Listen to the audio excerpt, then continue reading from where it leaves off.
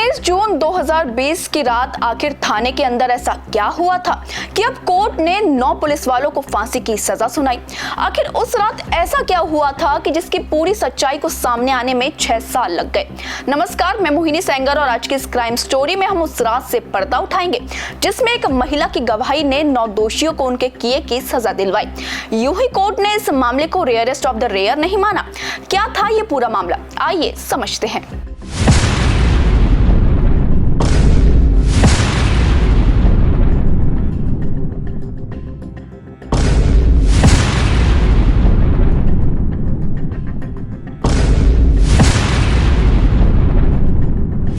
दरअसल 18 जून 2020 की घटना है। लॉकडाउन का समय था, सड़कों पर सन्नाटा था। पुलिस की सख्ती चरम पर थी क्योंकि सरकार का सख्त आदेश था कि कोई भी घर से बाहर ना निकले। ऐसे में तमिलनाडु के सथनकुलम में एक मोबाइल की दुकान लोगों की जरूरत के कारण थोड़ी देर के लिए खोली गई थी। तभी रात करीब 8 बजे सब इंस्पेक्टर बालकृष्णन और हेड कांस्टेबल मुथुराज वहां से गुजरते हैं और भीड़ देखकर धमकी देने लगे कि 5 मिनट बाद वे फिर लौटेंगे और अगर दोबारा भीड़ दिखी तो सबको मार मार कर ठीक किया जाएगा। उनके जाने के बाद दुकान मालिक जयराज ने दोस्तों के बीच पुलिस के व्यवहार पर नाराजगी जताते हुए कहा कि कैसे पुलिसकर्मी है, इन लोगों को बात करने की तमीज नहीं है, ऐसे लोगों को तो बीच सड़क पर खड़ा करके मारना चाहिए।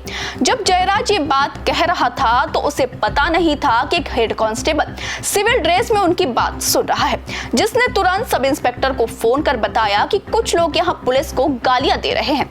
ये सुनकर सब इंस्पेक्टर का खून खौल गया और फिर शुरू हुई बदले की कहानी।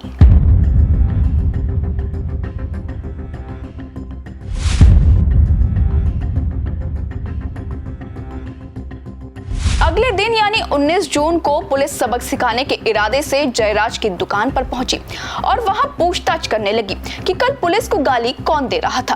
पहले तो सबने इनकार कर दिया, लेकिन जब पुलिस ने सख्ती दिखाई तो जयराज का नाम सामने आया, जिसे पुलिस गाड़ी में बिठाकर अपने साथ थाने ले गई और करीब 7 घंटे तक उसे बेतहाशा पीटती रही। इतना पीटा कि उसके प्राइवेट पार्ट से खून निकलने लगा।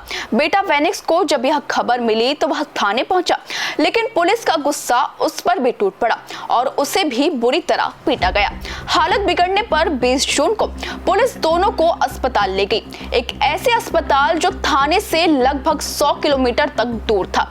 जिनके शरीर से खून रुक नहीं रहा था, जो ठीक से बोल नहीं पा रहे थे, उन्हें इलाज के लिए पुलिस को इतनी दूर ले जाने की जरूरत क्या थी? जरूरत यह थी कि पुलिस वाले डॉक्टर से सेटिंग कर पीड़ितों का झूठा फिटनेस सर्टिफिकेट बनवाना चाहते थे, जो बन भी जाता है, जिसके बाद पुलिस को पिता पुत्र की रिमांड मिल जाती है, जिस पर पुलिस दोनों को लॉकअप में बंद कर देती है। पिता पुत्र की हालत 22 जून तक इतनी बिगड़ जाती है कि दोनों की मौत हो जाती है।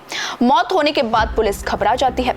पुलिस तमाम कोशिश करने लगती है कि सारे सबूत मिट जाए, लेकिन तभी पोस्टमार्टम रिपोर्ट आती है जिसमें जयराज के फेफड़ों में छेद व पिता पुत्र के शरीर पर कई चोटों के निशान की बात सामने आती है।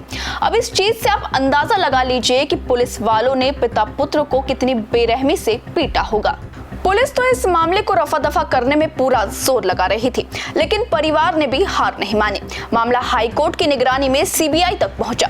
जांच शुरू हुई पर कोई भी इस केस में गवाही देने के लिए तैयार नहीं था, लेकिन तभी इस केस में एंट्री होती है एक ऐसी महिला की जो सिस्टम से बिना डरे इस केस में गवाही देने का फैसला करती है। जब महिला ने यह फैसला लिया तो उसे खूब डराया धमकाया गया, लेकिन महिला डरी नहीं और उसने बहादुरी से इस केस में गवाही दी। हेड कांस्टेबल रेवती की गवाही ने इस पूरे केस को पलट दिया और उसके अंजाम तक पहुंचा दिया। वर्षों तक चली सुनवाई, 100 से ज्यादा गवाहों के बयान और लंबी कानूनी लड़ाई के बाद अदालत ने इस मामले को रेयरेस्ट ऑफ द रेयर मानते हुए 9 पुलिसकर्मियों को मौत की सजा सुनाई। और यह फैसला एक सख्त संदेश बनकर सामने आया कि कानून की नजरों में हर शख्स समान है। इसी के साथ मुझे दीजिए इजाजत, फिर होगी मुलाकात एक ऐसी सच्ची कहानी के साथ। तब तक के लिए देखते रहिए आचरण न्यूज, हर कदम आपके साथ। देश दुनिया की सभी खबरें देखने के लिए जुड़े रहिए आचरण न्यूज से। आचरण न्यूज, हर कदम आपके साथ।